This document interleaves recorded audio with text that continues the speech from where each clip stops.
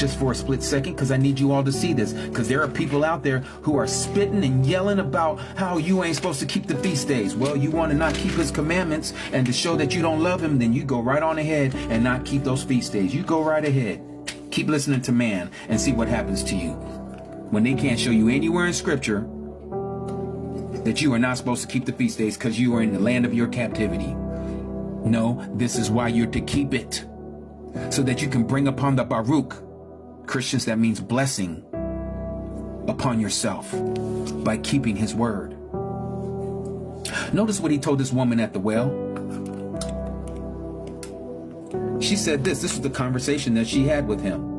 The woman said to him, Master, I see that you are a prophet. Our fathers worshipped on this mountain, but you people, meaning the Jews, the Yahudim, say that in Yerushalayim, in Jerusalem, is the place where one needs to worship. That's where he placed his name, right? Not Sarim? My brothers and sisters of the truth? Isn't that where he placed his name? He did, didn't he? But notice what the Messiah says. Yahusha said to her, Woman, believe me, the hour is coming, or the time is coming, when you shall neither on this mountain nor in Yerushalayim worship the Father. Bells should be going off in your head right about now. You worship what you do not know. We worship what we do know, or what we know. Because deliverance, yours would say salvation, is of the Jews, of the Yahudim. But the hour is coming, and now is, when the true worshipers shall worship the Father in spirit, in ruach, and truth. For the Father also does seek such to worship him. Elohim is spirit. The Father is spirit. And those who worship him need to worship in spirit and in truth. So what is he saying to this woman? You are not going to worship anymore on this Temple Mount, because the time is coming, the hour is coming, and now is, where you're going to worship him in spirit and in truth. When did that day happen? Let me show you. Everything's in scripture. Everything.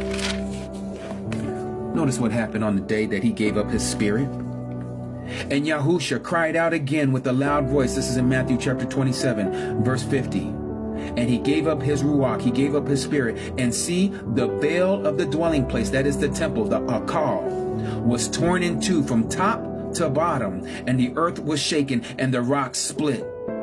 Guess what happened right there? The spirit left the building.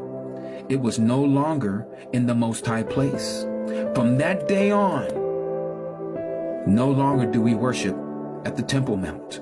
We all worship where we're at, no matter where you are at, because the Messiah already foreknew what was going to happen in the future, that we will be scattered to the four corners of the earth, and there will be Gentiles that will come in along with the Yahudim, along with the children of Yasharal, and wherever you're at in your captivity, that you will come back to the remembrance of the commandments of the Torah, and you will do them as we were instructed. And that's why we have been dispersed to begin with, because of disobedience. So now what do? Now we obey. Through obedience, we keep these feast days, we keep these high days, we keep the Day of Atonement, we do it where we're at, we keep the day of Sukkot, or the Feast of Sukkot, by dwelling in tents for 7 days. We do all of these things in our captivity.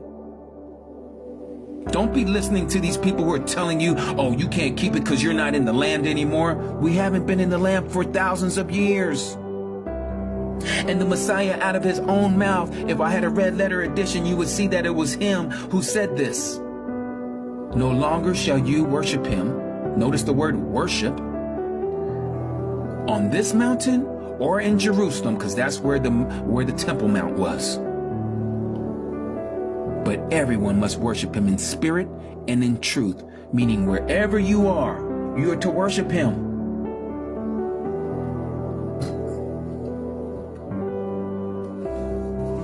So you want to keep following man, keep on following man, and they'll lead you wrong every time. Do not put your trust in man. They will lead you astray every single time.